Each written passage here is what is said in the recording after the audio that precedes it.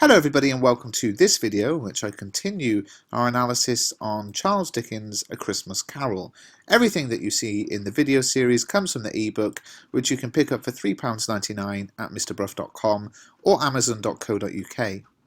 Okay, so I want to look at context starting with a Victorian Christmas. Now, many people believe that the nature of our Christmas celebrations in Britain date back to the 1840s when Prince Albert married Queen Victoria. The decorated Christmas tree is thought to have been brought to Britain from Germany by Albert in 1841 and was soon adopted by most homes who wanted to join in the festivities. The Christmas card dates back to 1843 when Henry Cole asked an artist to design one for him.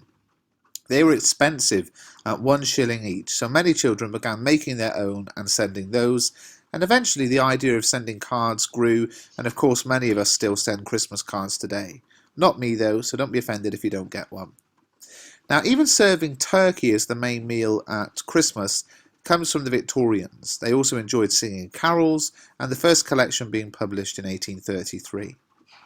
Like most Victorians, Dickens enjoyed spending Christmas with his family. They would eat well, play games, and enjoy each other's company. Maybe like our traditional Christmases, they would end up fighting at the end of the day as well. Who knows? The novella is said to help broadcast the message of the tradition of Christmas. Dickens believed it should be a time of peace and goodwill to everyone, no matter their social status. And that Christmas spirit is still spread by many today, with some people choosing to spend some of their holidays helping others and ensuring they're supported and cared for. There are, of course, some who adopt a more bar humbug approach to festivities, so hopefully Scrooge's story will continue to be enjoyed and its message talked about for many years to come. The next thing to think about is poverty in Britain. Dickens was acutely aware of the poverty evident in Victorian Britain. Lots of people were living in cramped conditions as cities became overpopulated due to the Industrial Revolution. These conditions meant that crime was rife in the cities and difficult to control.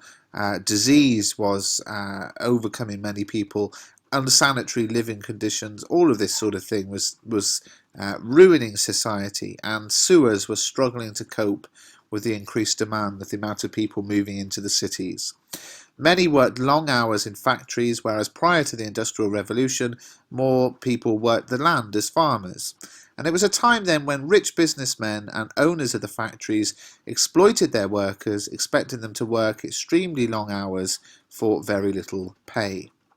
Dickens himself experienced poverty when his family went into debt. We looked at that in a few videos back. And several of his works include references to poverty, including Little Dorrit, Hard Times, and of course, A Christmas Carol. In the novella, we see Scrooge, a representative of hard-hearted businessmen, contrasted with the poor but hard-working Cratchit family. And there are videos to come and chapters in the ebook about these characters, and also a sample essay which is exclusive to the ebook. It won't be in the video series. You have to buy the ebook. An essay about wealth and poverty.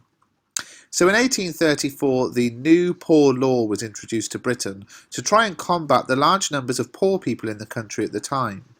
It stated that in order to receive any financial assistance, anyone without a job was required to enter a workhouse if they wished to receive support with money and housing. There was a belief that poor people were lazy, so workhouses were deliberately very difficult places, Dickens likens them to prisons, to discourage people from wanting to go there. Dickens was against this new law and has criticised it in some of his other writings, such as Oliver Twist and some of his journals. Now, in A Christmas Carol, it is the men who are collecting money at the start of the novella that make the situation clear, when they say many thousands are in want of common necessities. So here Dickens is presenting education as a way out of poverty through his use of the two children, ignorance and want. More on that later as well. I hope you found this video useful. Please do subscribe to the channel and pick up a copy of the ebook.